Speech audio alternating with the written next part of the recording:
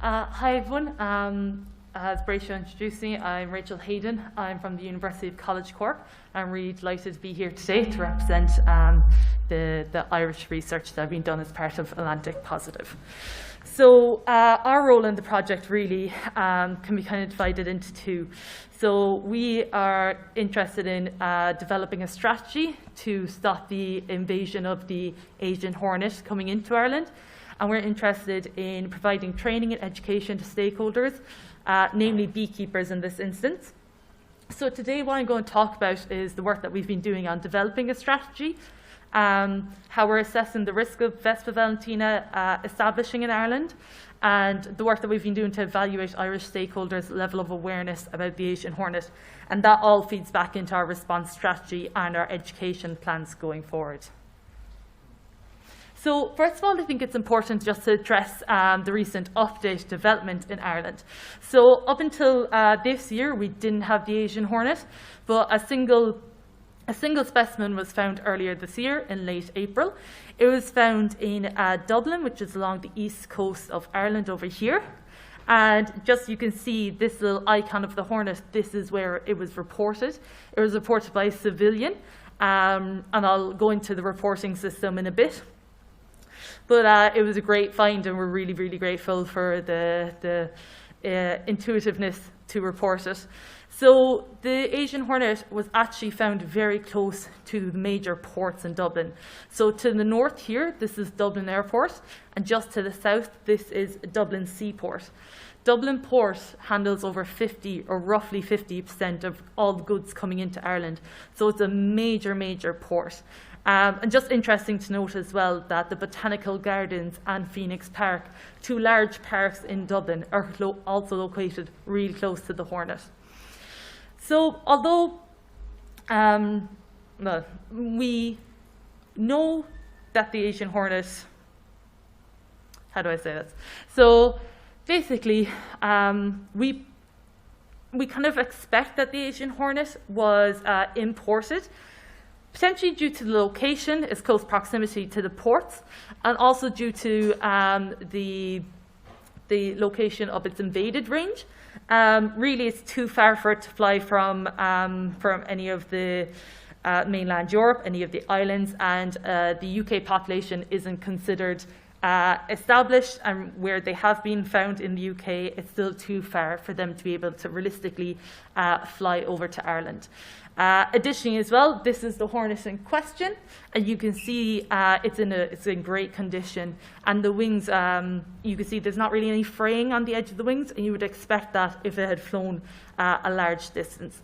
Unfortunately, we're unlikely to know how it actually came in or what pathway it came in through. We are predicting that we're presuming it's a female due to the time of year.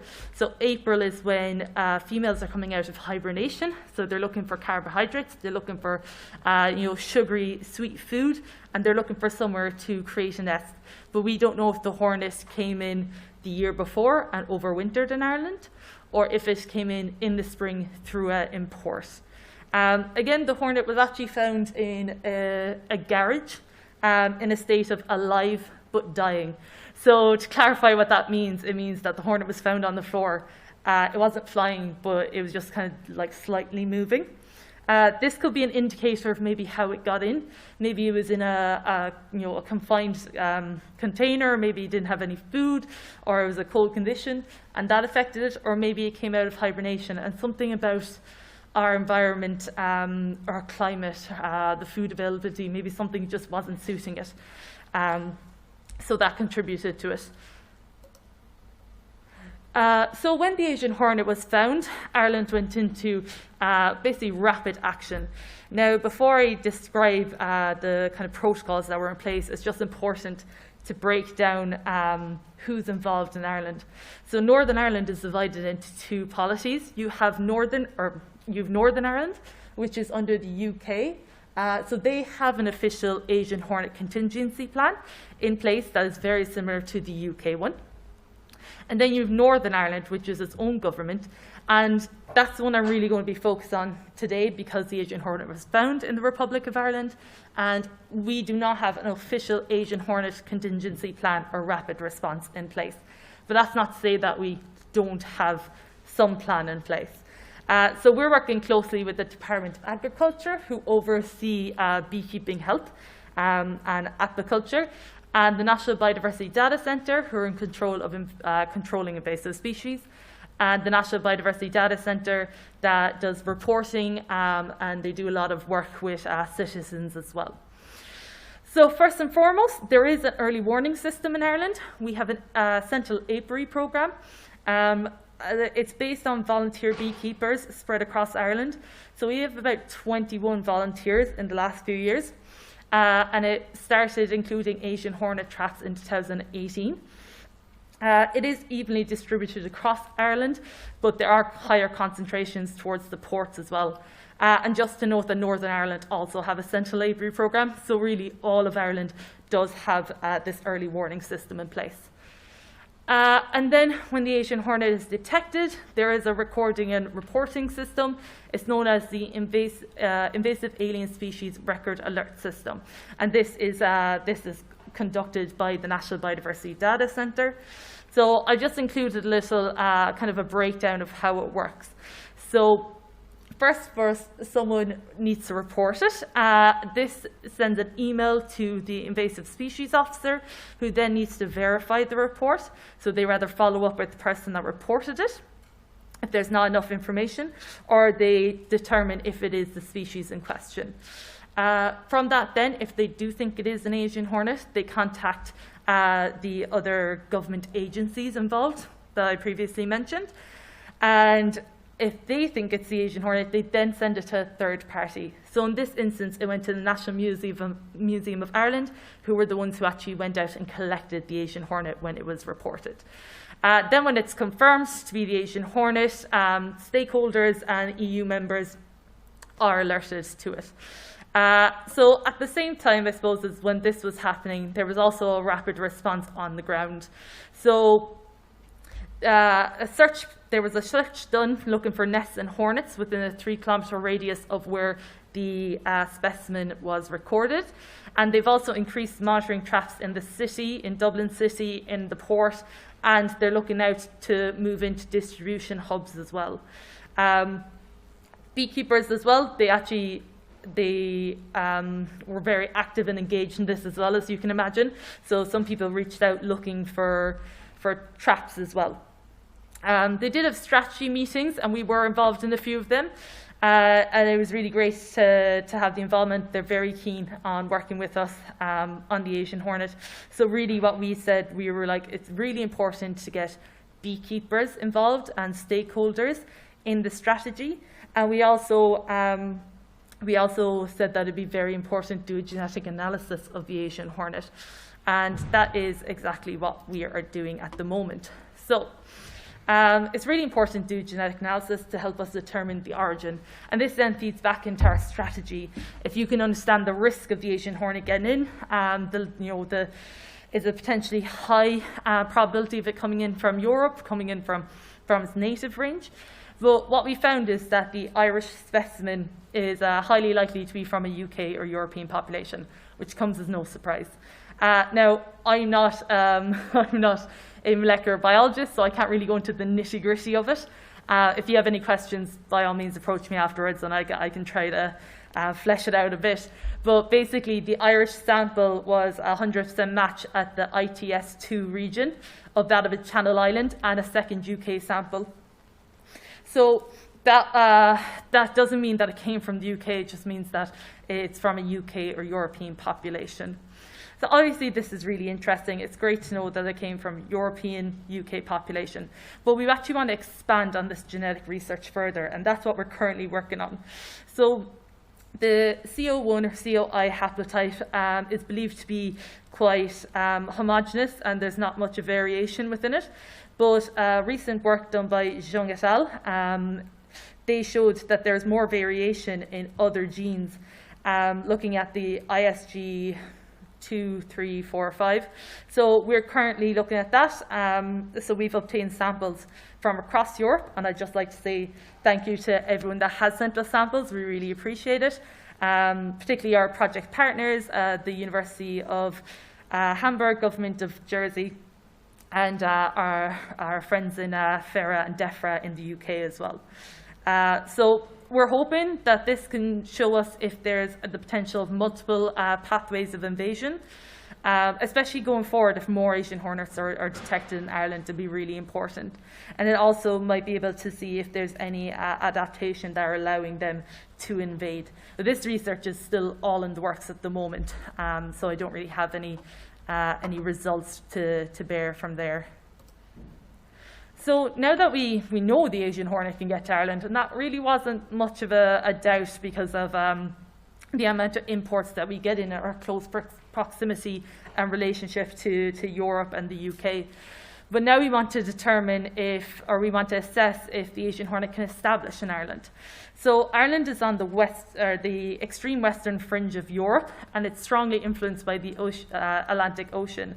So it actually has quite a different climate to other European countries, and particularly has a different climate to the UK, which we always seem to be compared to the UK, but we're actually very different. And you can see here in this figure, you can see that the mean temperatures of Ireland and the UK differ greatly, but I just want to concentrate on the daily sunshine hours. You can see really it's concentrated very much along the coast in Southern Ireland, whereas in the UK it's a lot more. It is Southern England, but it's a lot more of it, and it's just to point out, that we don't exactly, we're cloudy. We have a cloudy summer and we have a warm, wet winter. But this distribution, or predictive distribution model map, shows probably the most accurate representation of the potential suitable climatic area for Vespa velutina in Ireland. Again, it follows just along the coast in the southern area, but these models, a lot of the time, they don't take into account other parameters such as wind. Ireland is a very windy place, particularly along our western coast. Sunshine hours, and they would be probably the two main other weather factors to take into account. So what we want to do is we want to look at Ireland's environmental envelope to see if this meets the ecological and biological needs of Vespa velutina. So this is basically a risk assessment looking at the potential of it to arrive, to establish, to spread, and looking at its impact in Ireland.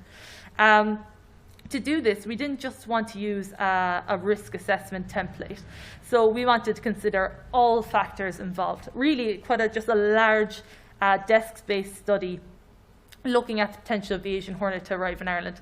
And I think the text is too small. I don't know if it's too small, but you can see here that we're breaking it down into looking at past invasions, looking at its spread rate, looking at its nesting behaviour, and then moving into looking at the environmental envelope of Ireland.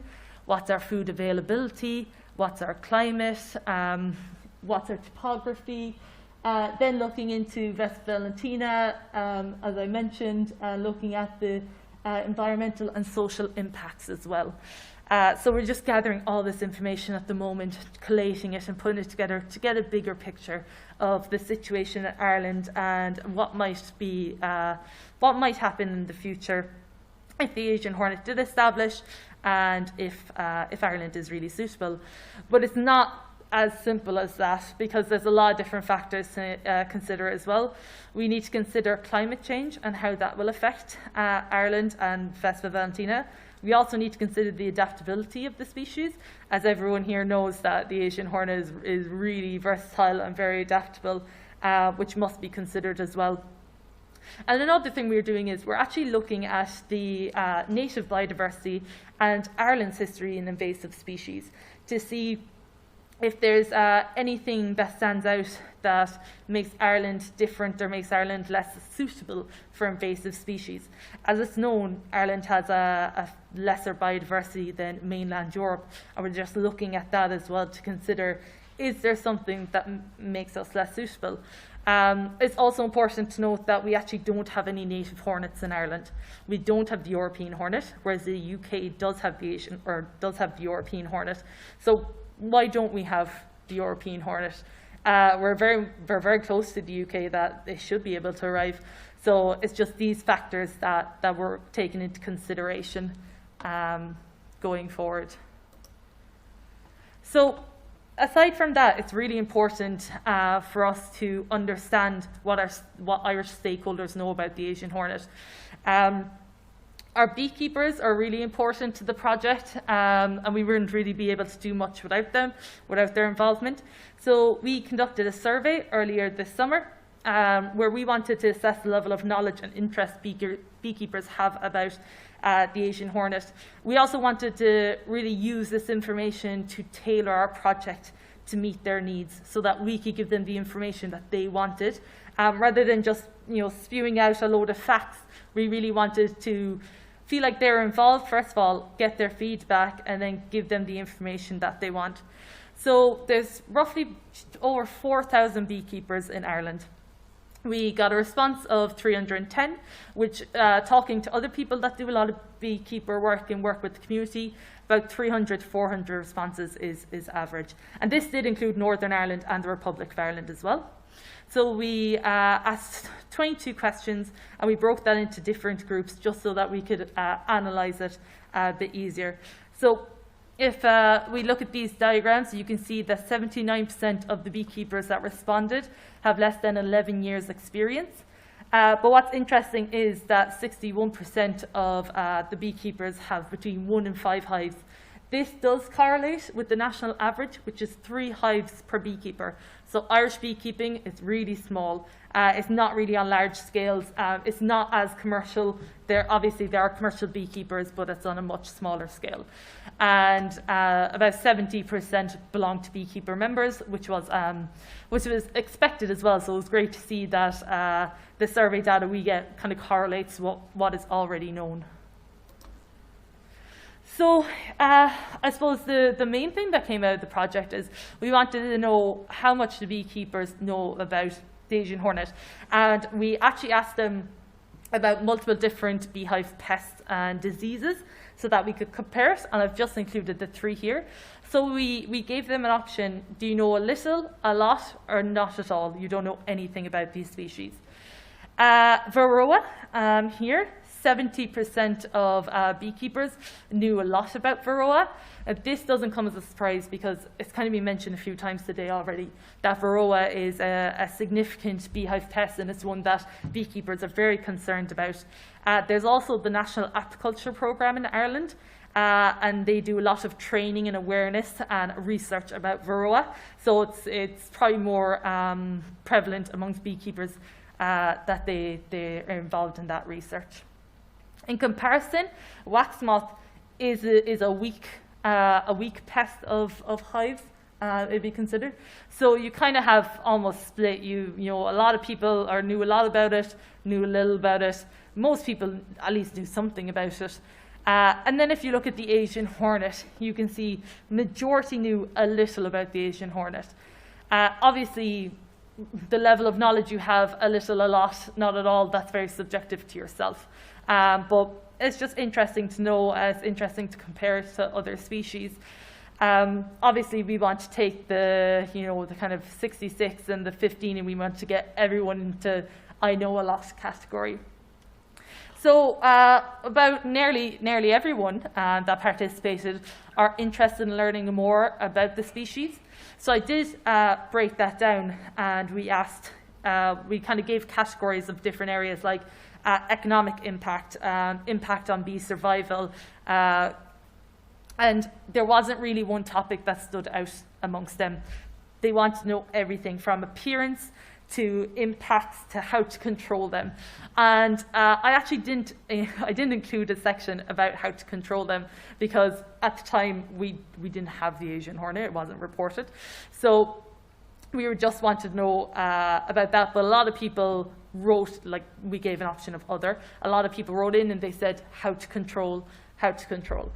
So we also wanted to know what resources they use so that we could efficiently basically target beekeepers.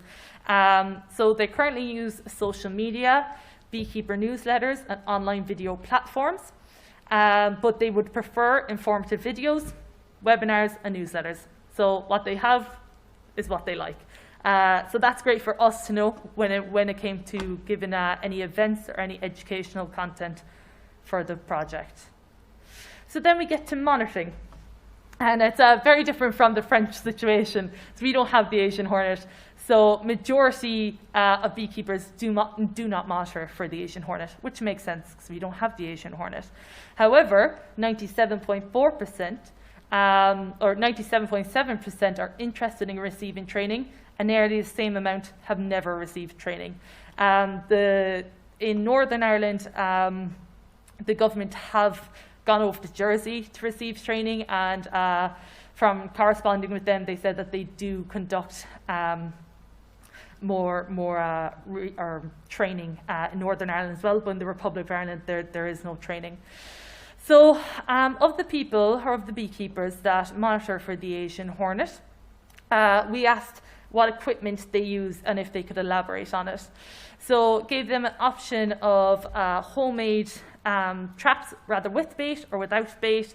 There was a few other ones as well, but really about half use homemade sugar traps. 22.2% use traps without any bait. And then again, a lot of people, and this was another option, use observation. And that seems to be a really, if I presume now, if I put it in as an option, it would have been really popular. But I think if you don't see it written down in front of you, you probably wouldn't have thought that is a control or a monitoring measure. We also asked beekeepers to elaborate on the methods that they use, so how far they place the traps from their hives, how often they check them, what time of year they go out and check them. All the answers varied. I couldn't really give you an overview of it. Every answer was different. From having the traps on the hives to having them 200 meters away, from checking them every day to checking them every few months. So it just really made it clear that there's a gap of knowledge there, that training really is required in Ireland going forward. We did also ask if they were interested in engaging with European beekeepers. A majority have some level of interest in engaging with beekeepers. Now, this is just from my personal communication with beekeepers, and from some feedback we get is that they already do have good communication with European beekeepers. I've attended many talks run by the beekeeper organisations where they have had people from France and from Jersey giving talks. So there's a lot of open communication going on with the beekeeper community, which obviously is great to see. We did also ask, while we were at it, if the beekeepers thought the Asian hornet could establish in Ireland. Majority do think that the Asian hornet could establish in Ireland.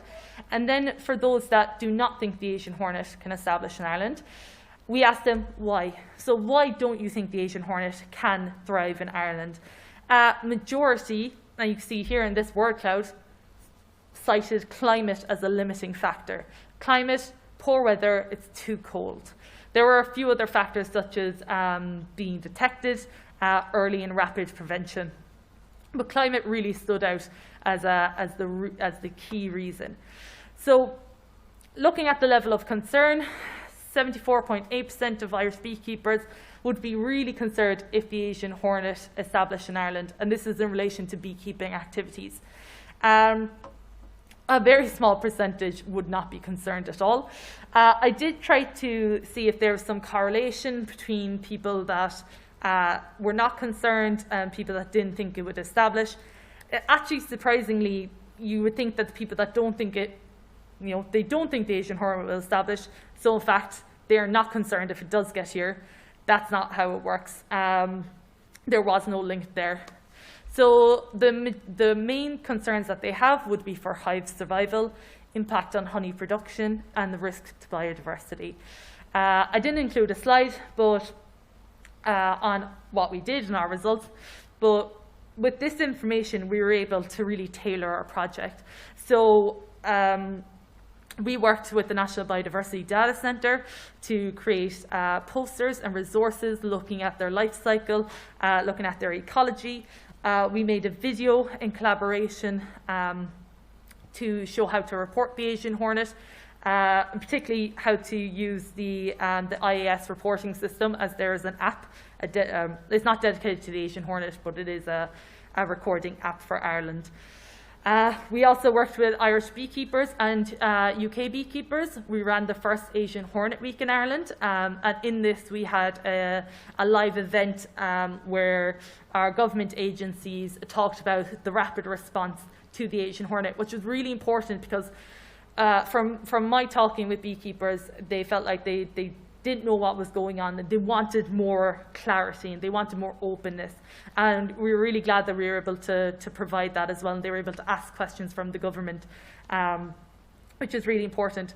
I also started a Facebook and a Twitter account to share information under the name of Atlantic Positive Ireland.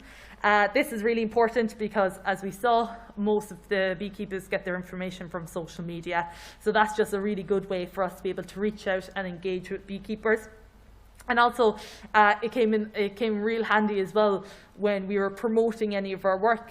The government agencies were able to tag us, or they were able to share our information, and that got a lot more interest. I think up to date it's about 4,000 people have seen our post. I'm sure a lot of that is to do with the government agencies sharing our posts as well and our information. All the resources also are available on the government agency websites, which is great. So they're easy for people to access, and they're promoting the work of the project as well. So we didn't want to just stop at beekeepers. We also wanted to know what the general public know about the Asian hornet, or at least how interested they were. This idea actually came about because as we were engaging with the public and we were really trying to get publicity out about the Asian hornet, we were doing radio interviews and talks, and I wanted to see if there was any immediate response to our events. So I don't have it here, but in one instance, Fidelma, our project partner, colleague, she gave a talk on the radio, and she mentioned wood wasp, which is a commonly misidentified and confused species with the Asian hornet.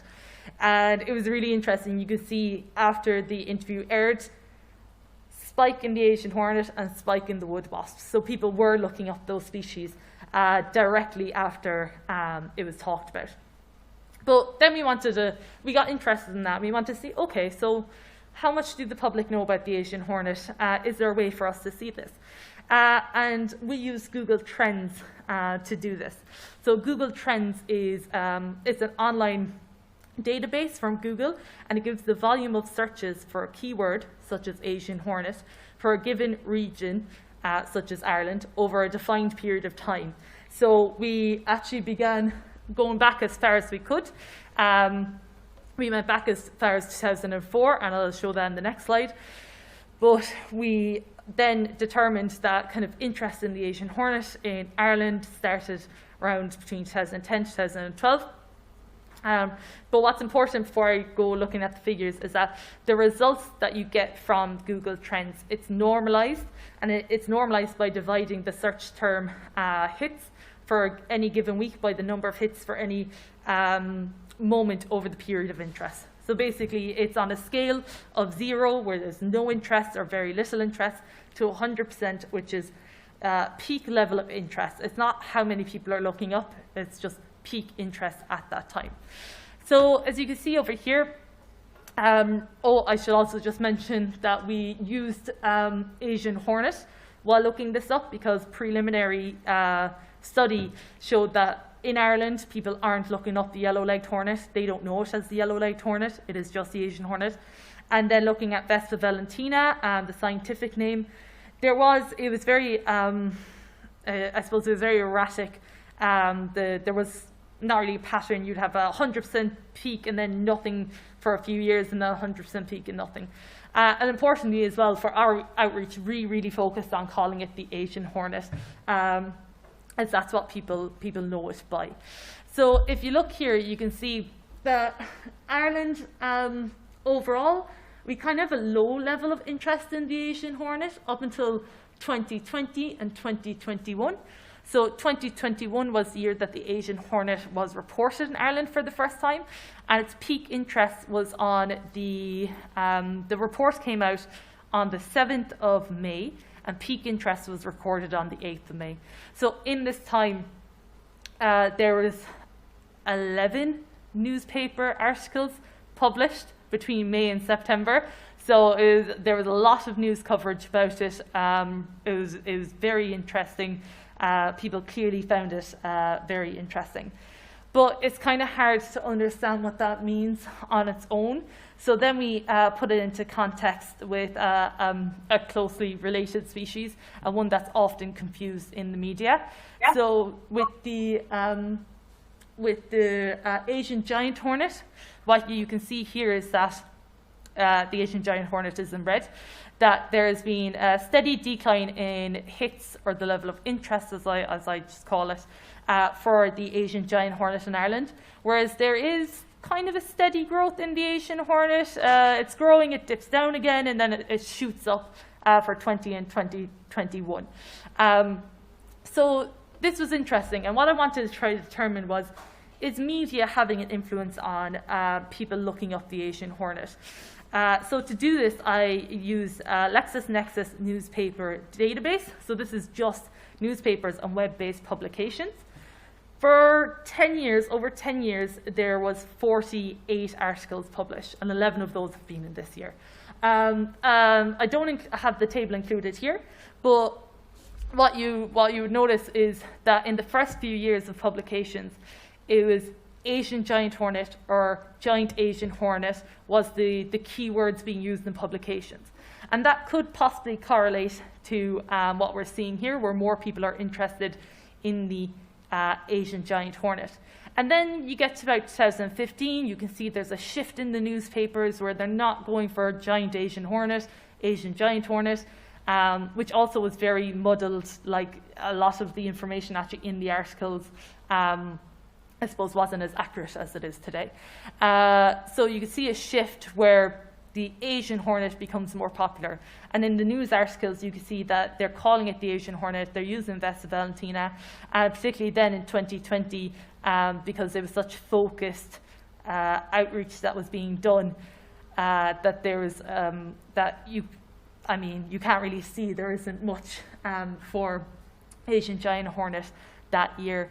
Unfortunately, as expected, you can't really say that media, that traditional newspaper media, is having the complete influence over people's level of interest. It is possible that it is, as we saw with our radio presentation, it is possible that there is some level of influence, but a lot of time we saw that when our articles were released, it was actually, they were released maybe a day or two before a peak, during the peak, or after the peak. So we can't really determine if newspapers are influencing it or if they're influenced by it, which would make sense because, as we saw when the Asian hornet was reported and we came out with press release, we were pushing the survey, we were pushing information, that people were contacting us to get more information then. So there is a relationship there, but we can't really determine it. But then we also want to see, okay, so how does Ireland compare to other countries, other European countries, as we don't have the Asian hornet? So for this, again, the key word was Asian hornet. It was translated into the native language of each country. I know there is, I suppose, in countries, they would use Vespa velutina, they would use Asian hornet, but I just stuck to the native language translations for Asian hornet so that we could easily compare it. And this is the period where we looked as far back as 2004 to see what countries kind of started gathering interest earlier on and how we compare to those countries. As you can see here in Ireland, we actually kind of started getting interested in it around 2010, 2011, which came as a bit of a surprise. But you can see the other countries. So as expected, France was early as well, Portugal a bit later, Germany very small earlier on, but definitely comes later. And what we noticed was that there was seasonality in the trends being seen. So these blue lines here, actually we matched them up with France. And you can see here, all the peaks that line up with the blue lines are in August of every year. So there's a seasonality of people looking up the Asian hornet for when the Asian hornet is active. So realistically, or what we're presuming is that people are seeing the Asian hornet and then they're looking it up, which makes sense. And you don't see that in Ireland, and that's potentially because, most likely because we don't have the Asian hornet. So but there's very small peaks in some of them, but we don't have seasonality. You can also see it in Spain as well, and some of the other countries. If you then look at it over long term, you see that Ireland overall just is a lower level of interest compared to other countries, particularly the UK, our nearest, that they have a higher level of interest as well. But overall, there is a growing level of interest, which you can interpret as awareness. Unfortunately, we can't determine why they're looking up the term, but you can interpret and say this is awareness being raised, and that people are becoming are learning more about the Asian hornet. So what you'd also notice is that seems to be a peak in nearly every country except for Portugal in 2020, and that stood out. It stood out very early on, especially for Ireland, because the Asian hornet wasn't reported until 2021. So why do we have nearly the same level of interest in 2020? There was just something there, an outlier, something that wasn't normal to the trends that you see in every country, except for Portugal in this instance. And I think it's because of the role of social media in awareness. So in 2020, there was a meme. So a meme is a viral image that typically has text to go with it. They change, people edit them, and it becomes a viral sensation that is sent around social media, particularly Twitter. So they're usually funny. They can be about culture and social events. So on the 2nd of May 2020, the New York Times published an article about, basically it was when they found the Asian giant hornet in the US for the first time. This got published on Twitter, which then started picking up steam, and people started, kind of turning it into a meme, making it funny, putting text on it. And I believe that it's likely to be influenced because of the global pandemic. During that time, most of the world was in a lockdown, everyone was inside, so it just really picked up traction. But to look at that then, to kind of determine, okay, well, I know about this meme because I remember them, but where's the proof behind it? So all I did was looked up murder hornet and compared it to the Asian hornet and Asian giant hornet in Google Trends.